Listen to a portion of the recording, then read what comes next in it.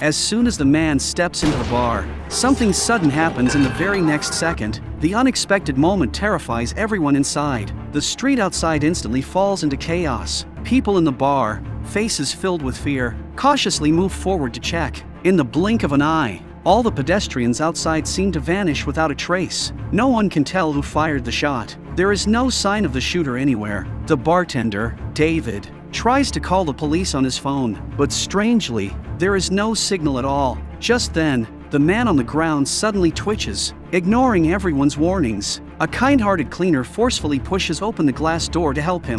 The rest are scared out of their wits. They scramble to find cover and hide. It is clear that the moment anyone steps outside the bar, they will be attacked. Killing someone in broad daylight in a busy area raises terrifying questions. The sniper must be hiding on the rooftop of a nearby building. Everyone begins whispering their theories. Some suspect it is a mentally unstable individual seeking revenge on society. Others believe it could be a terrorist attack. No matter what the truth is, something this serious should definitely be on the news. However, when they turn on the television, every channel looks completely normal. There is no report of any shooting at all. This makes the situation even stranger. As everyone continues guessing, Trini notices something unsettling. The two bodies outside are suddenly gone. Even the bloodstains on the ground have been completely cleaned up. If the police did this, why did no one try to save them? Everything feels far too bizarre, and David begins rambling. One moment he says they are dreaming, the next, he claims aliens have invaded Earth. To calm him down, the bar owner Amparo punches him. She warns him to stop saying things that scare everyone. Then Peter begins to analyze the situation. He says the two people were shot after leaving the bar. That means the killer must be outside. As long as they stay inside the bar, they should be safe for now. Mario argues that the killer might not be outside. He suggests the shooter could have an accomplice hiding inside the bar. The moment he says this, Nacho suddenly becomes nervous. He instinctively glances at his backpack. He tries to kick it into a more hidden position. Unfortunately, Mario notices the movement. It is clear that Nacho is hiding something. The group quickly restrains Nacho. David steps forward and picks up his backpack. Hearing others suggest it might contain a bomb, he is too scared to open it. Amparo snatches the bag and starts searching through it herself. To their surprise, there are only some clothes inside, along with a hard drive. Could the danger be hidden in the hard drive? At this moment, Elena chooses to trust Nacho. She grabs the hard drive and throws it hard onto the floor. She stomps on it repeatedly until it shatters. It turns out to be an ordinary hard drive. Nacho was nervous simply because it contained private videos he recorded himself. Cleared of suspicion, Nacho becomes furious. He immediately turns on Mario, pointing at Mario's briefcase. He demands to know what is inside. When everyone insists on checking it as well, Mario refuses outright. His reaction clearly raises suspicion. To prevent him from taking it away, Amparo quickly grabs the bag. Mario becomes emotional,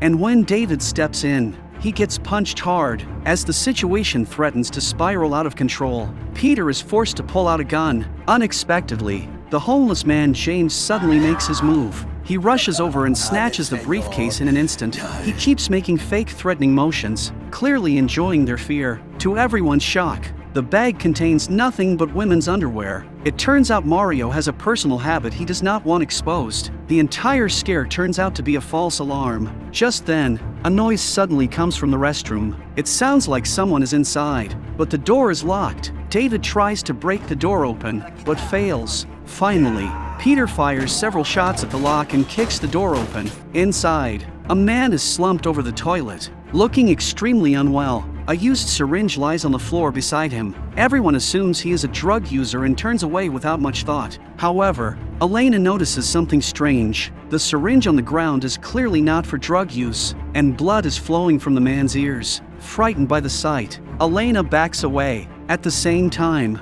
an armored vehicle suddenly pulls up outside. A group of people wearing protective suits step out. Thinking help has finally arrived, Everyone excitedly waves at them, but the group completely ignores them. They place several tires on the ground. Then they set them on fire with a flamethrower. After that, they quickly drive away. Thick black smoke soon fills the area. Fearing danger, no one dares to leave the bar. Just then, a news report appears on television. It says a fire has broken out in central Madrid, exactly where they are. To prevent the fire from spreading, residents have been evacuated and the area sealed off. Everyone is stunned. A violent attack clearly happened. So why is it being reported as a fire? Is this an attempt to cover up the shooting? While everyone is confused, Paul staggers out of the restroom.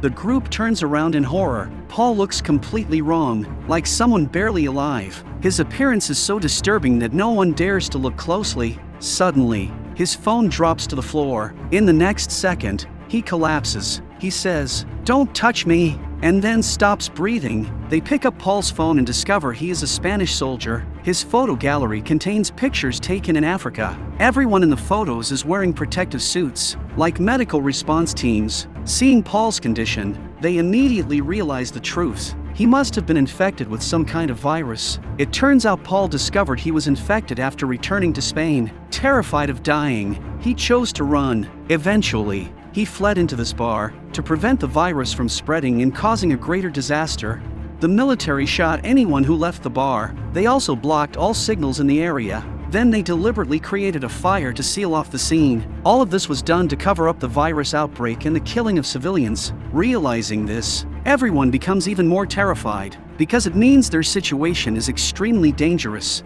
Those people will eventually come inside and eliminate them as well. Even worse, the virus is contagious. Anyone who had contact with Paul may already be infected. That is why he said "don't touch me" before he died. Except for Mario, Peter, and Amparo.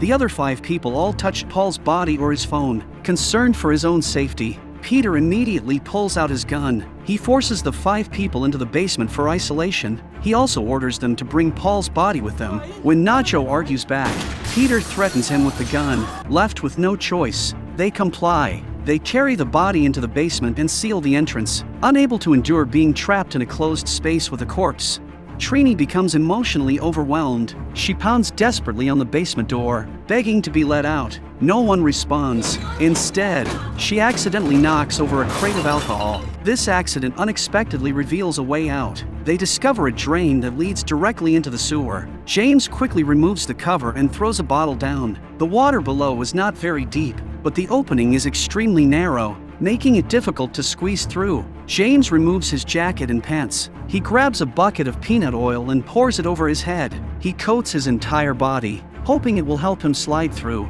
Then James decisively climbs down, but his body is too large, and he only makes it to his waist. David pushes down with all his strength, but nothing works. Nacho even stomps on him, but it still has no effect. James ends up completely stuck. He cannot go down, and he cannot get back up. Suddenly, gunshots rang out from above, startling everyone badly. They thought the 3 of them had turned on each other, but after listening closely, they realized someone had broken into the bar. It was clear that the military had arrived to eliminate everyone inside. The few who hid in the basement were spared by sheer luck to completely wipe out the virus. The military even set the bar on fire. The air inside grew thinner and thinner, and the only ventilation opening was blocked. They had no choice but to find a way to pull James out. The 3 of them gathered their strength and pulled with all they had. At last, they managed to drag James out. Unable to wait any longer, Trini wanted to get out immediately, but the moment her hands touched the steel door, she was badly burned. After they treated Trini's wounds, the fire outside finally died down. Hearing no more movement outside, Nacho cautiously pushed the door open to check. The bar had already been burned to ashes. The military had completely sealed off the area. Trembling with fear, the group stepped out of the basement. Nacho noticed a fallen handgun and secretly hid it on himself. Elsewhere, Elena found Paul's phone among the ruins. By checking the text message history, they made a shocking discovery. It turned out that Paul had already been injected with the virus vaccine. Hearing that a vaccine existed, everyone was instantly overjoyed. They rushed back to the basement to look for it, but after searching Paul from head to toe, they found no sign of the vaccine. What they didn't know was that the vaccine was in the bathroom. James found it first. The group gathered at the bathroom door. Only then did they realize the vaccine had fallen into James's hands. Nacho reached out and demanded that he hand it over, but James refused. He explained that there were only 4 doses, while there were 5 of them. That meant one person would be left without a vaccine and would have to die. Nacho suggested drawing lots to decide, but David, who had always been unlucky, refused. Elena suggested splitting the vaccine into 5 parts, but that idea was immediately rejected. Unexpectedly, while everyone was arguing, James decisively took out 1 dose and prepared to inject himself. Afraid of alerting the people outside, Nacho dared not fire his gun. He could only watch helplessly as James finished injecting the vaccine. James's selfish act instantly enraged Nacho. He grabbed James and started beating him violently.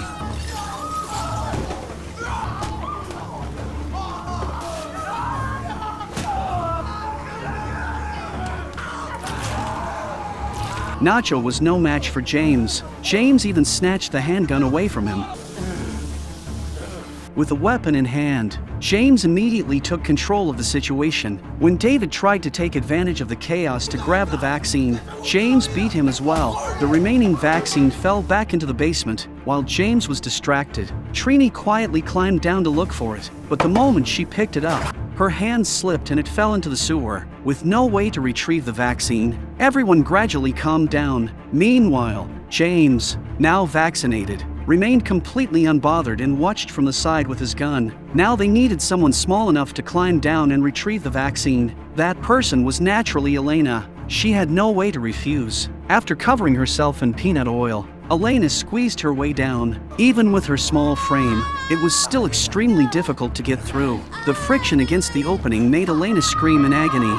In the end, with the combined effort of 2 strong men, they finally forced her through. But after successfully retrieving the vaccine, Elena did not immediately pass it back up as they expected. She knew that once she handed it over, she would have no share. Still, she had no intention of keeping it all to herself. She demanded that they crawl down through the opening just like she had, and then discuss how to distribute the vaccine. After that, she hid the vaccine in a secure spot, through a street drain. She also observed what was happening outside the bar. The entire area was heavily guarded, and health workers were disinfecting the bodies. Meanwhile, the others had no choice but to widen the opening. They followed Elena's instructions and crawled into the sewer.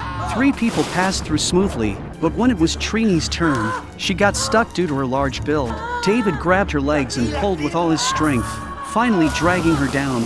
At that moment, Nacho suddenly attacked, dragging James into the water. The 2 struggled once again, with Nacho trying to take back the gun. In the chaos, they disappeared beneath the water. Soon, several gunshots rang out. In the end, Nacho emerged holding the gun. The 3 others were terrified by what they saw. They asked if he had killed James. Nacho immediately denied it, saying he only wanted to get the gun back. He believed James was mentally unstable and could snap at any moment. When no one believed him, Nacho began threatening Elena to hand over the vaccine. Elena naturally refused. Nacho then pointed the gun at David instead. He said that if David died, the 3 of them could each get 1 dose of the vaccine. Fortunately, Nacho still retained some rationality and did not carry out the act.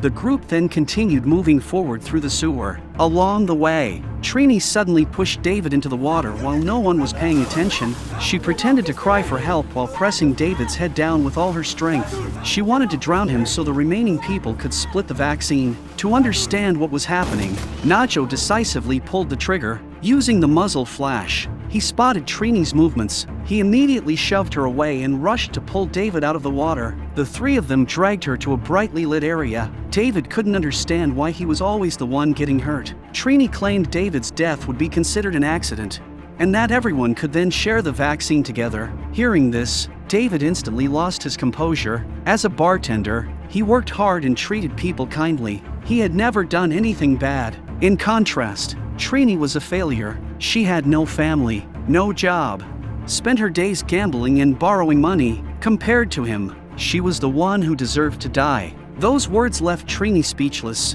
Nacho also believed she was dangerous and aimed the gun at her, but in the end, he couldn't bring himself to pull the trigger. Perhaps David's words struck a nerve. Trini finally accepted that she truly was worthless. She took Nacho's gun, walked to a corner, and chose to end her own life. Trini completed her redemption and left the hope of survival to the remaining three. Afterward, Elena retrieved the hidden vaccine and distributed it. Just as they were about to inject it, a figure suddenly appeared behind them and struck David dead with a blow. It was James, who had not been killed after all. The two survivors fled in terror. James chased after them like a madman, vowing to kill them both. At the critical moment, they finally reached the exit. Nacho helped Elena climb up first, then followed behind.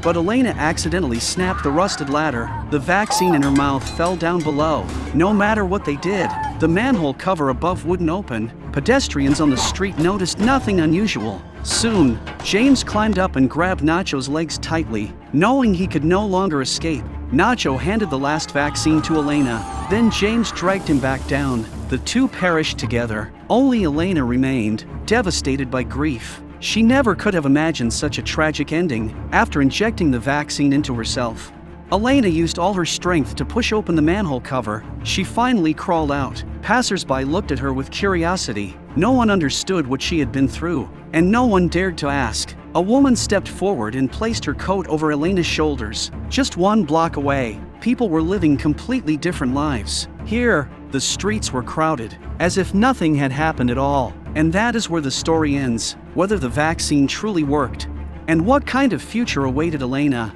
remains forever unknown.